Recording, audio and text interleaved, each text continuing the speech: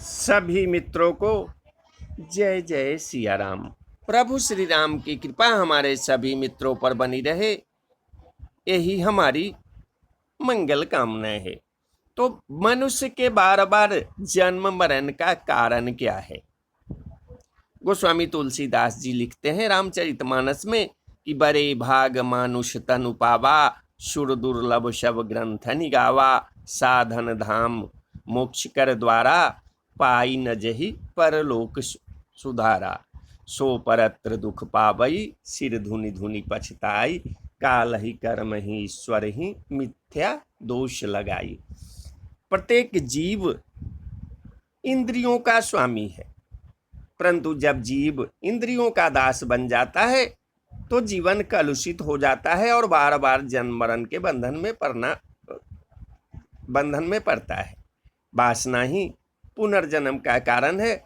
जिस मनुष्य की जहाँ वासना होती है उसी के अनुरूप ही अंत समय में चिंतन होता है और उस चिंतन के अनुसार ही मनुष्य की गति ऊंच नीच योनियों में जन्म लेना पड़ता है। अतः वासना को ही नष्ट करना चाहिए। वासना पर विजय पाना ही सुखी होने का उपाय है।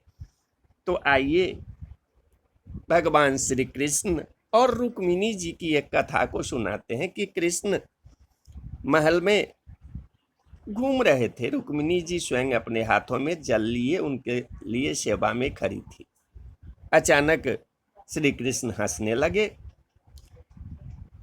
रुक्मिणी जी ने सोचा कि शायद हमसे कोई गलती हो गई है, इसलिए द्वारिकानाथ हंस रहे हैं। रुक्मिणी जी ने भगवान श्री कृष्ण से पूछा कि प्रभु, आप दातुन करते हुए अचानक इस तरह हंस क्यों पड़े? क्या मुझसे कोई भूल हो गई? कृपया आप मुझे अपने हंसने का कारण बताइए। तो भगवान बोले कि नहीं प्रिय, आपसे सेवा में त्रुटि होना संभव ही नहीं है। आप ऐसा न सोचे, बात कुछ और है। तो रुक्मिणी जी ने कहा कि आप तो अपने हंसने का रहस्य मुझे बता ही दीजिए, नहीं तो मेरे मन को शांति नहीं मिलेगी, मेरे मन में बेचैनी बनी रहेगी। तब श्री कृष्ण ने मुस्कुराते हुए रुक्मिणी जी से कहा, देखो सामने एक चींटी चींटी के पीछे कितनी तेजी से दौड़ा चला जा रहा है। वह अपनी पूरी शक्ति लगाकर चींटी का पीछा कर उसे पा लेना चाहता है। उसे देखकर मुझे अपनी माया शक्ति की प्रबलता का विचार करके हंसी आ रही है। रुक्मिणी जी ने चकित होते हुए कहा कि कैसे प्रभु? इस चींटी के पीछे चींटी के दौड़ने पर आपको अपनी माया शक्ति की प्रबलता कैसे दिख गई? तो भगवान श्री कृष्ण ने कहा कि मैंने इस चींटी को 14 बार इंद्र बना चुका हूँ। 14 बार देवराज के पद का भोग करने पर भी इसकी भोग लिप्सा समाप्त नहीं हुई। यह देखकर मुझे हंसी आ गई। इंद्र की पदवी भी भोग योनि है। मनुष्य अपने उत्कृष्ट कर्मों से इंद्रत्व को प्राप्त कर सकता है।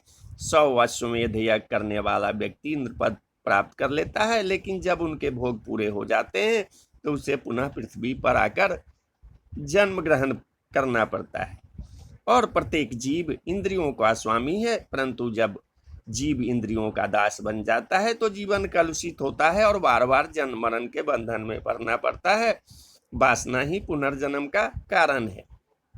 जिस मनुष्य की जहाँ वासना होती है उसी के अनुरूप ही अंत समय में चिंतन होता है और उस चिंतन के अनुसार ही मनुष्य की गति जन्म ऊंच नीच योनियों में होता है। अतः वासना को ही नष्ट करना चाहिए। वासना पर विजय पाना ही सुखी होने का उपाय है। गोस्वामी जी विनय पत्रिका में लिखते हैं कि बूझे न काम अग्नि तुलसी कहु विषय भोग बहु गीते।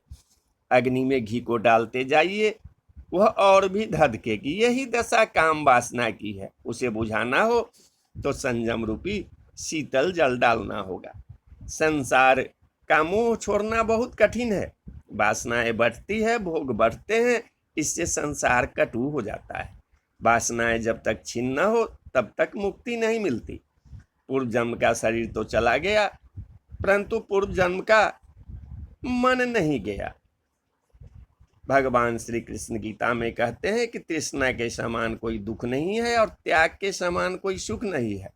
समस्त कामनाओं, मान, बड़ाई, स्वाद, सुख, भोग, आलस आदि का परित्याग करके केवल भगवान की शरण लेने से ही मनुष्य ब्रह्म भाव को प्राप्त हो जाता है। तो बोलिए जय श्री कृष्ण, जय श्री कृष्ण।